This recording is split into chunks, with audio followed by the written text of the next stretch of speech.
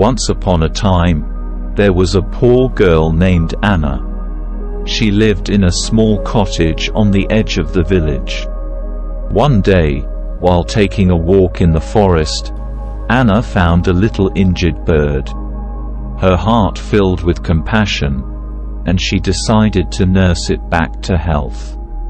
Day by day, the bird grew stronger, and the bond between Anna and the bird deepened. The bird started to fly, and it brought immense joy to Anna. One morning, when the bird was ready to leave Anna and return to its natural habitat, the girl felt saddened and she did not want to part with her new friend. She wanted to keep him with her for the rest of her life. However, looking at the bird, Anna realized that by keeping it with her, she was depriving it of the freedom to fly and fulfill its purpose. With a heavy heart, she apologized to the bird and reluctantly let it go.